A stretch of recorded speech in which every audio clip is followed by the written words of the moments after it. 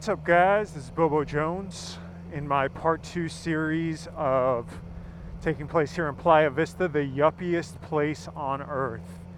As I covered last time, this is all one massive development here in Southern California, kind of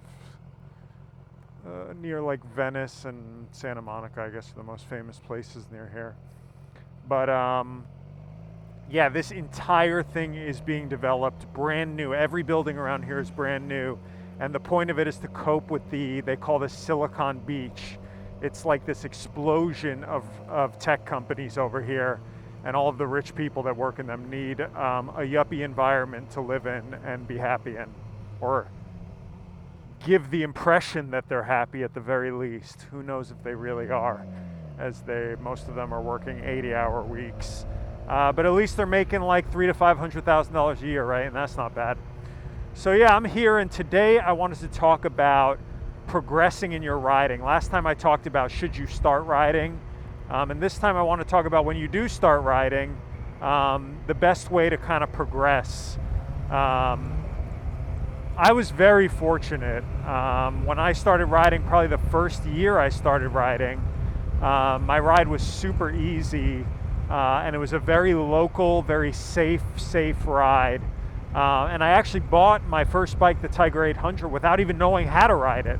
And so I learned kind of the relationship of clutch and accelerator, throttle, like in the parking lot, on the rooftop of the parking lot at my first job. So I had this beautiful new Tiger 800, and I had literally no idea how to ride it.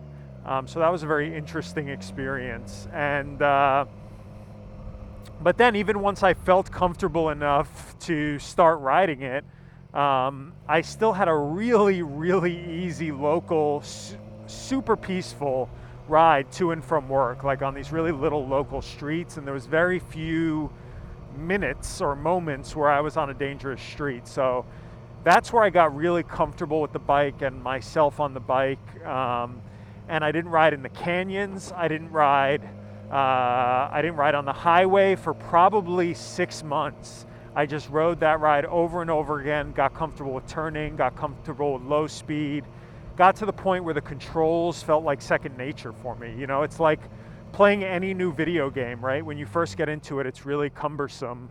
Unless it's just another shooter or something like that. But any game with a lot of different weird controls, it's really cumbersome until you kind of get those controls down.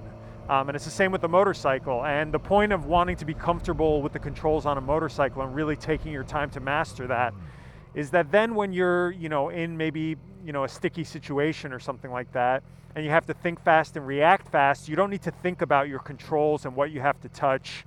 And what you have to do. You can just kind of instinctively react with the controls and then focus on what you actually need to do on the road in order to avoid a crash or get out of something tricky. So you definitely want to progress, and you want to take it slow. A lot of people, they get their bikes, they're just learned kind of like how to clutch and throttle and what that relationship is, and then they go into the fucking canyons or something, or they try to charge it on the highway, and then all you need is one small thing to happen, like a car to come in your lane a little bit, or any small thing can like mean disaster for you. So again, progression is key.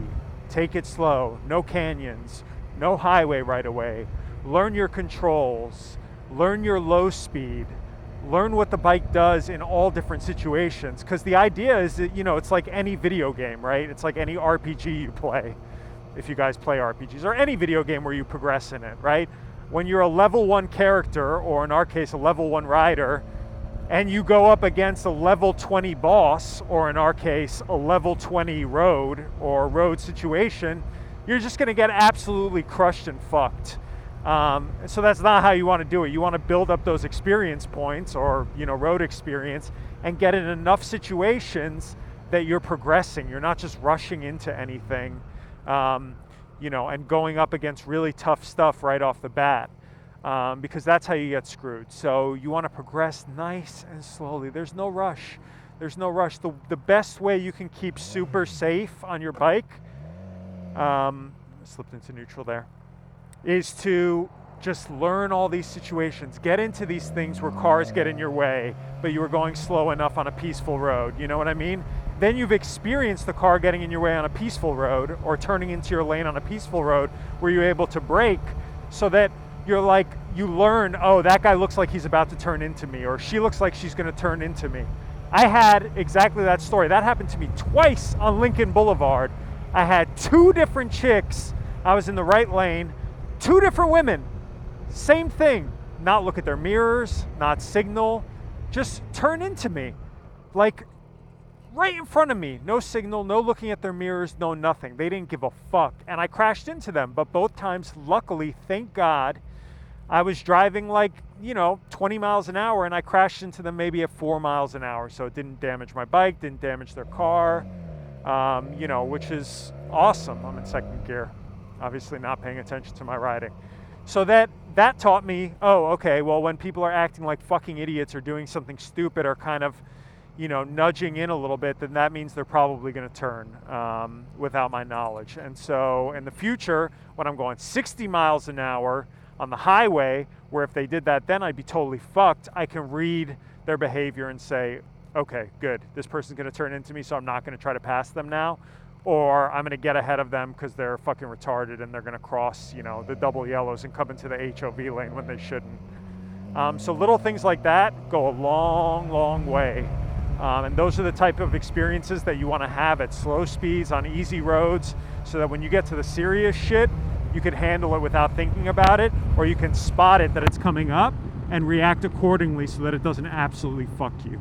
So please, if you decide to ride a motorcycle, take it slow. Don't let your friends pressure you into going into any situations that you're not comfortable with.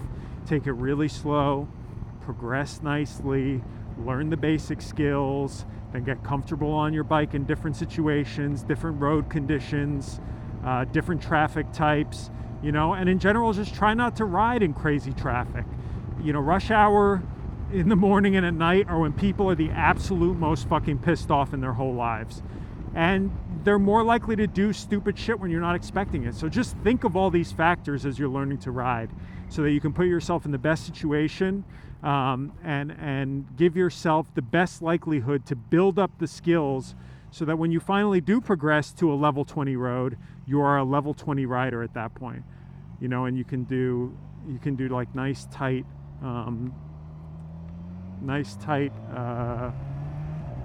what is it called? Lane splitting.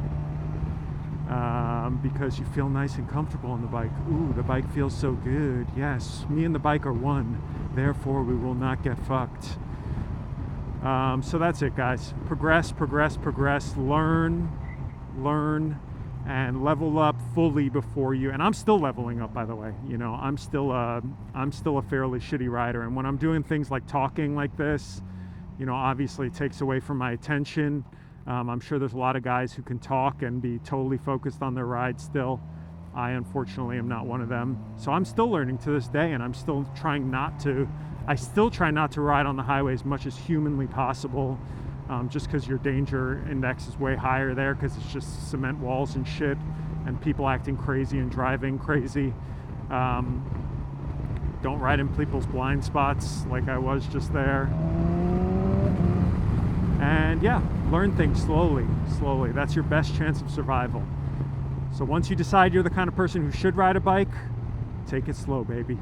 All right, guys, if you enjoyed this video, please like and subscribe. It helps me a lot. I'll have links to all my audio and videos as well as equipment down below. So you can use that if you're interested in my setup. I'll post that video down below as well.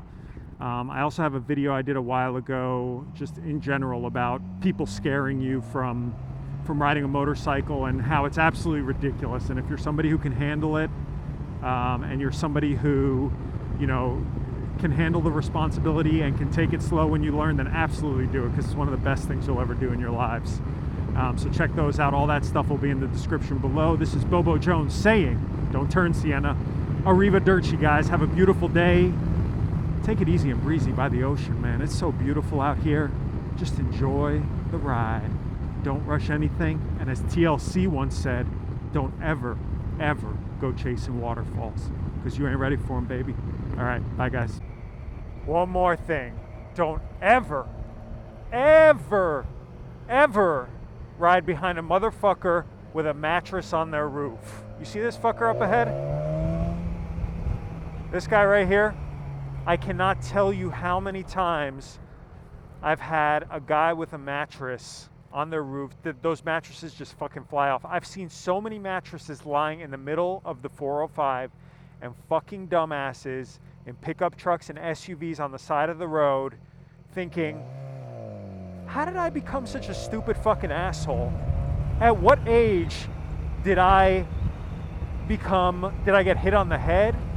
Or what was it? Was it lack of education? Or at what point did I decide that putting a mattress on my roof and not tying it down properly was a good decision? So please, if you see anybody riding with shit hanging from their cars like that, please, for God's sakes, do not ride behind them. That shit will fly off.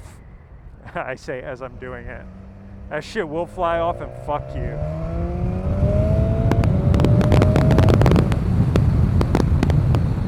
Arrivederci.